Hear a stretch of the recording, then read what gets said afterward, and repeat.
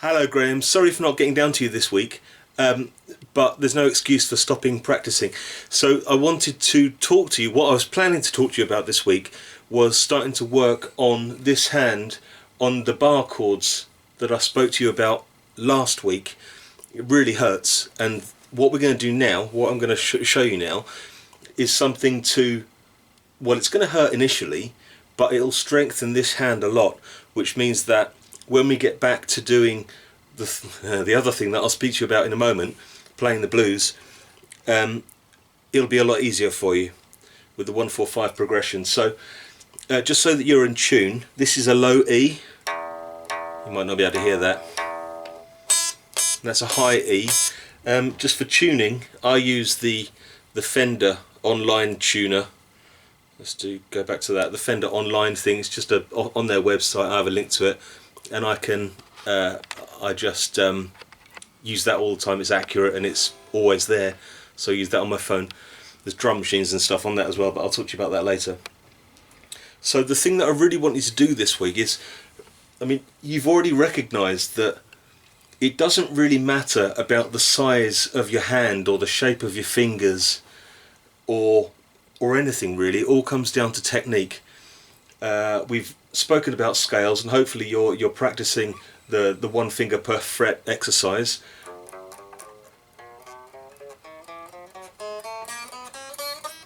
Whoops. And then down again, and then move up a fret and do the same. All down again, move up a fret and do the same. And all the time, this thing that I keep talking about, being hypercritical of yourself. If you hear a duff note, you can hear that's rattling. Find out why. Stop there and find out why that's rattling. Are you not pressing hard enough? Is your finger not directly behind the fret? You should be getting that clear tone. Your guitar's excellent, because I set it up. So it'll give you a clear tone if you know that your fingers are right behind the fret, and that's true of any note you play, especially this one, because what I'd really like you to practice this week is working on the bar chords. So I talk a lot about posture. Can you still see my shoulders? Yes. Yeah, I talk a lot about posture, and that's really important. The strap that you use, that we all use, is really just there for use when you're standing up. A lot of players do use them sitting down as well, but I think that's more out of habit than anything else. When we're sitting down to play, the guitar can just rest on a leg or something, whatever is more comfortable for you. But posture is important. If you've got a strap on, you're more likely to be relaxing and relying on the strap to hold the guitar steady for you, which makes it really difficult on this hand. So we've got to start sitting up and opening up your body. I always talk, you hear me mention quite a lot about the curve that starts on this shoulder, goes all the way down, and the curve ends up at this hand. It's opened up, your body's opened up. So if your arm's like this, tucked in all the time, it's going to be hard to make those chord shapes and to reach the notes that you're going to need to reach. Let your body open up, and you can do that by sitting up straight, keeping your back as straight as possible. It aches for a while, but you'll get used to it. And following that curve from this shoulder all the way down to this hand, and the guitar should sit there all the time. This hand, as we know, shouldn't be supporting the guitar. This hand doesn't do anything. You can take both hands away and nothing changes, so that when you play, it's in a natural position. So I do find it easier when the headstock is tilted up, sort of on a level with my ear or my eyes, whatever. I can see the headstock. It's easy to tune that way as well. And it's easier to see where you are on the board if it's tilted ever so slightly backwards. Ever so slightly. You've got the dots on the top as well, and there are no rules to say that you can't improve those dots with a bit of black marker or anything, sellotape or something. Plonk it on there so you can see. And once you've got yourself into that comfortable position, this thing that I keep banging on about, you'll notice that it'll be easier to do everything. Remember, you've got to be able to reach the very lowest note down there all the way up to the very highest up here, and it should be as natural, that one there, as natural as that one there. It's generally more comfortable to play around the 5th and 7th fret, because that's the way your arm falls, but we need to be able to reach all of them. Okay, so the thing we're going to do is to work on these muscles here. There's a stripe of muscles across there which you're going to feel in a minute, and we're going to get those going. So don't forget to stretch out your hand. Make sure your hands are nice and warm, stretching out, you know, either way, lots of finger stretches. And I want you to make sure your guitar's in tune. So from now on the guitar's always going to be in tune, or thereabouts. And I've spoken to you about the length of the string from the bridge here to the nut, and the nut allows the string to vibrate freely. And what we're going to do with our index finger is to move the bar, the nut. So instead of it playing there, we're going to move it to the 5th fret, play that open string, and if I lay my fingers across that fret, all I've done is move the nut from there to there. And I can do that on any string.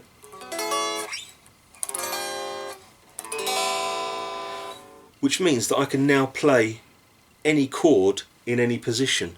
I noticed in your notebook you'd drawn out the cycle of fifths, which is very cool. I don't know where you found that, but the cycle of fifths is amazing because the chords that we're going to continue to learn down here, the E, G, D, C and A, are all a section of this cycle of fifths, because if I take the low E here, I can move that up using the bar that I showed you a moment ago, the bar, move that up to the 5th fret for instance, and I use the same shape, remember that E shape, move it up here to play on the 5th fret, and now I'm playing the A major with the A being the root note.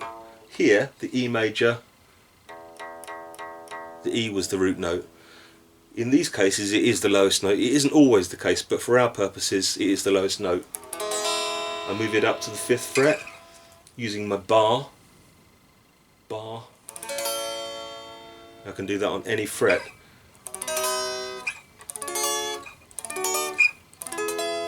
Okay, now that's important because that there, using the bar chord or the bar chord system, again being hypercritical, is everything right? Am I playing it nicely?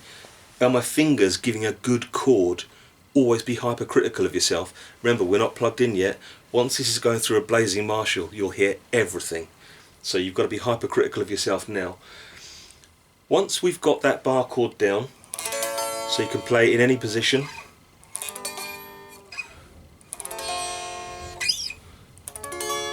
we're going to move on to the blues, and the exercise that's going to allow us to do that, we're going to come back to the blues in just a couple of minutes, but for the exercise that I want you to do, put the bar on the 5th fret.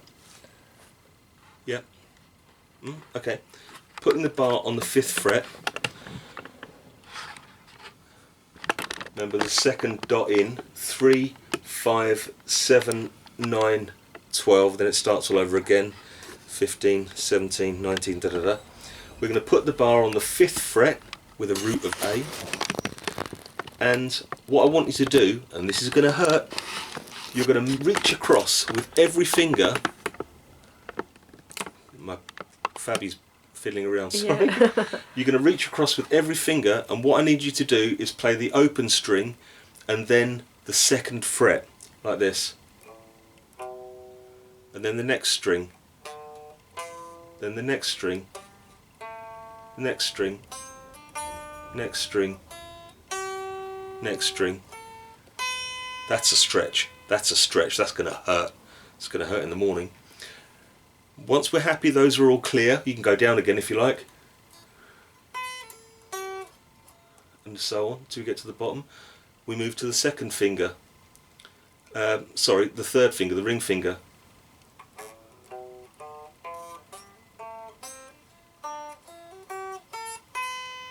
And so on, then with the 4th finger.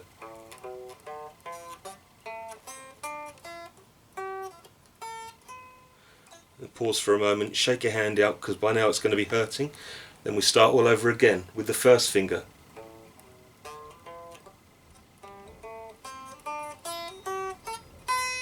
That was a bit rubbish. Second finger, sorry, second finger playing, it's actually the third finger.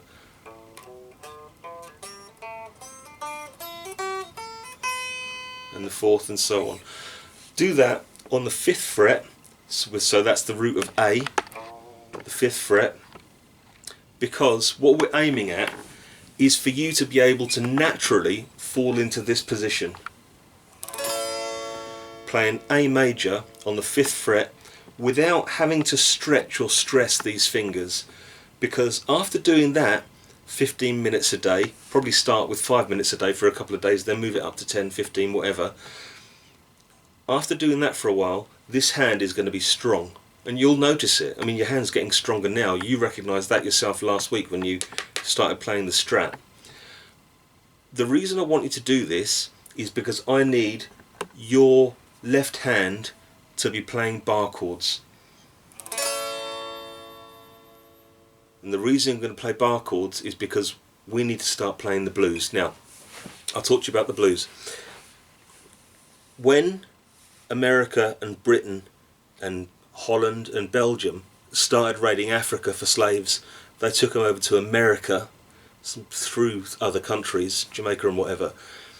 But the tribal songs in Africa were transported with them, and they turned into the plantation songs in the southern states of America primarily.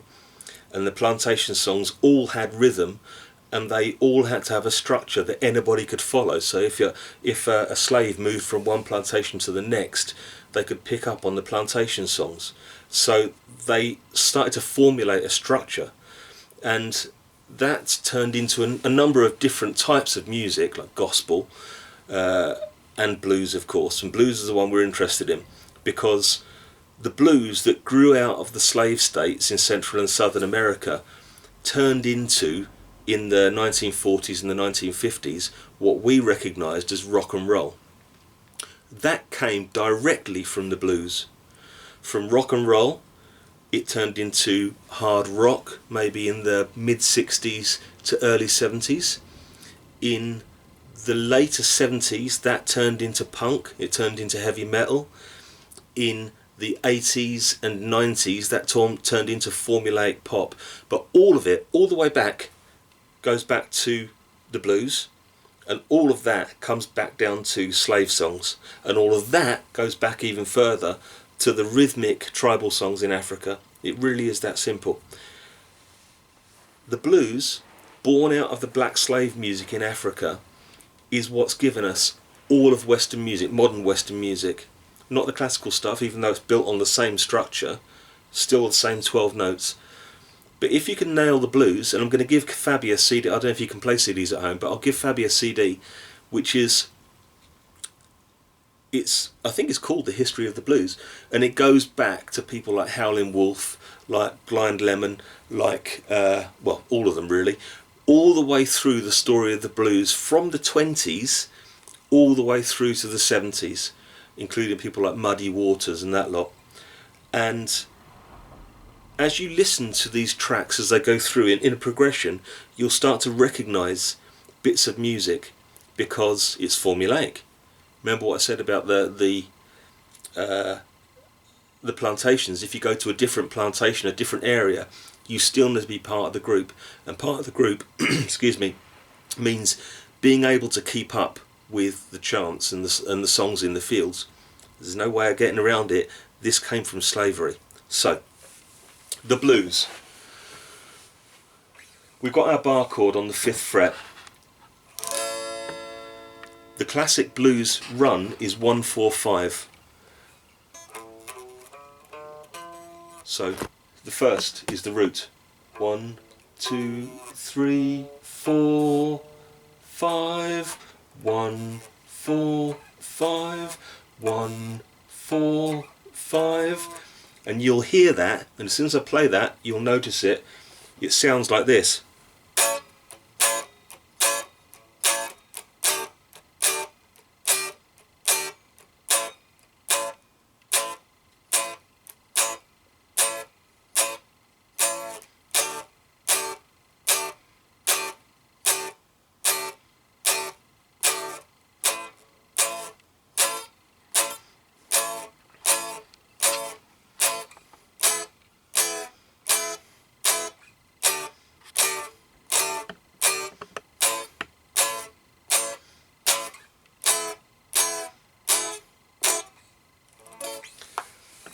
12 bar blues.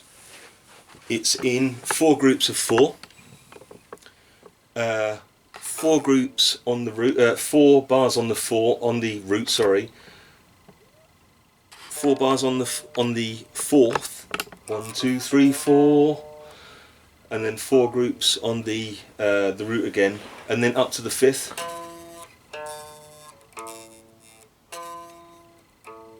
Now, that is the foundation for everything that was played from, I would guess, about 1920, 25, and what, until now. Everything.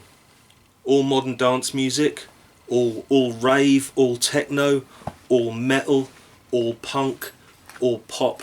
All of it is based on the idea that you take a root note, reference the 4th, reference the 5th, and then go back to the 4th again in 12 bars, which is why it's called 12 bar blues. And that is what we're going to be playing next week. Yeah? Okay, yeah. So that was the structure, the framework, and I'm going to play it again so that you can see it. But all it is the E shape and the A shape, like that. Because we've got our bar, we move the A shape up 2 frets. So here's the whole 12 bars again, the very basic structure. So count the bars if you can. 1, 2, 3, 4.